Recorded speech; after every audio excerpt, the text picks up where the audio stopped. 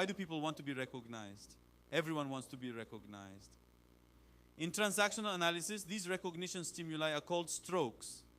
Strokes do not have to be special or grand. When you arrive at work in the morning and say good morning to a colleague, that is also a stroke. If the other person smiles and receives your greeting, you get a small but clear positive signal. If they ignore your greeting, your mood may sink for the rest of the day, even if nothing else happened. We give and receive strokes every day. A single word can be a stroke. Warm eye contact can be a stroke. A hug can be a stroke.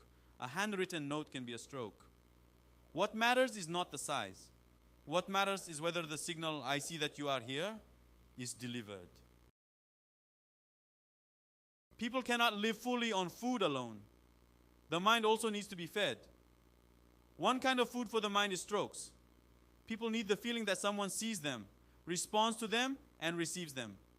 With that feeling, a person can sense that their existence is connected to others. Imagine a child coming home from kindergarten. You ask the older child to show the dance they learned that day, but the older child stays still. Then the younger child suddenly jumps up and starts dancing. The younger child has never learned the dance. They do not even go to kindergarten yet. And still the body moves first. Why? Because the child wants to be recognized. People sometimes step forward on their own like this to seek strokes. After the World Wars, during difficult years, many orphans lived in orphanages and hospitals. Around that time, the American psychologist René Spitz studied children growing up in institutions. He noticed something surprising. In some cases, children in economically poor environments were psychologically and physically healthier than children in better equipped institutions. Later, he found an important reason. One orphanage in South America was much poorer, but the children were healthier. The difference was not only material. In that orphanage, there were adults who held the children more often and responded to them more frequently. Warm contact and emotional response were helping the children stay healthier. This scene shows something important. People are not made to endure alone. People need their existence to be confirmed in order to breathe more fully. So strokes are not simply praise. They are closer to emotional nourishment that helps keep existence alive. Why would someone want even a negative response? People naturally want positive strokes. They want praise, welcoming eyes, and warm acceptance. But when those experiences are missing for a long time, the mind slowly begins to starve. Then a person may begin to seek even negative strokes. For example, imagine getting a sudden call from the police station and going to pick up your child. The parent is angry, scolds the child, and brings them home. But in that moment, the child may feel a strange kind of relief. At least for that moment, the parent's attention is directed toward the child. This is not a healthy structure. It is a painful one. But the human mind sometimes moves this way. A state where no one sees me and no one responds to me is much harder to endure than we often realize. So some people may try to get a response even by causing trouble. Painful attention can feel better than complete indifference. We can understand this as stroke hunger. When the mind has been hungry for a long time, it may reach for something even when it is not good nourishment.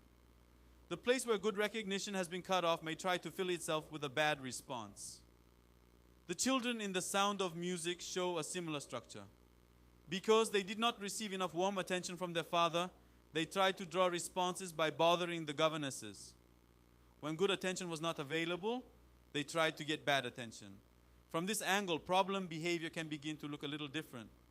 It may not be simple troublemaking. Inside it, there may be a hunger that says, please look at me. That is why we need to send small positive signals more often.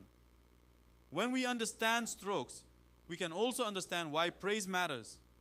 Praise is not just a word that makes someone feel good.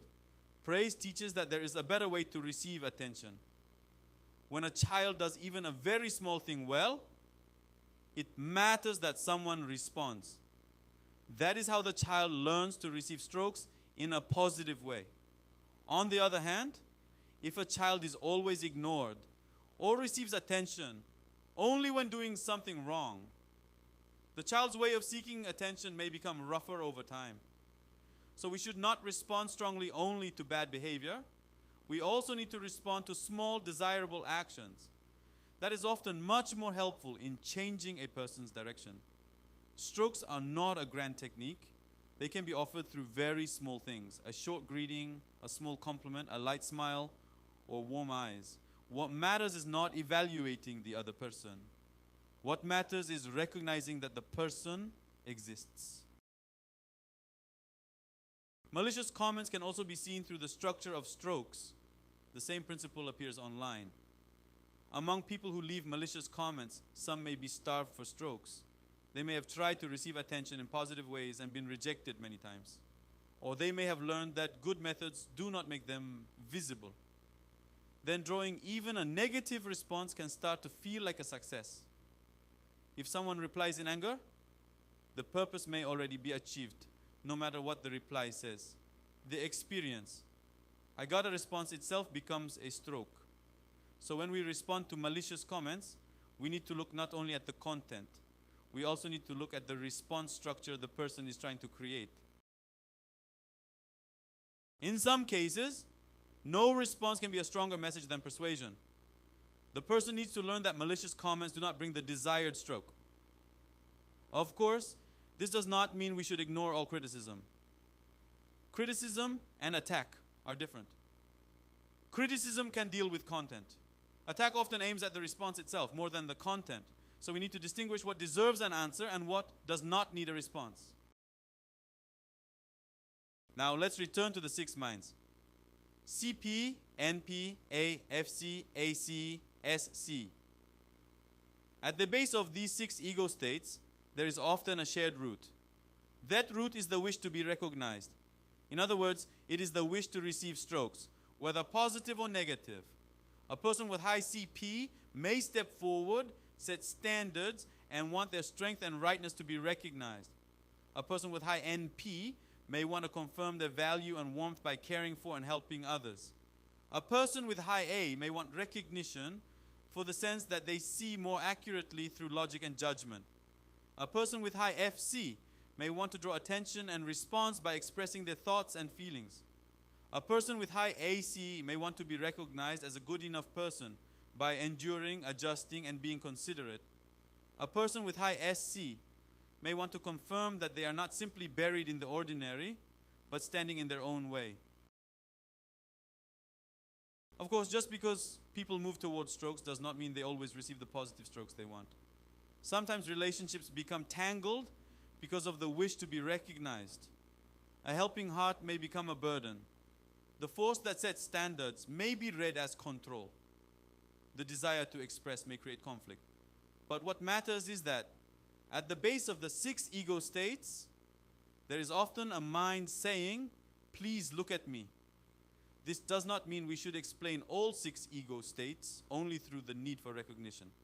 The human mind is much more complex than that. Still, strokes are an important key for understanding that complex movement. Some people try to be recognized through standards, some through care, some through specialness.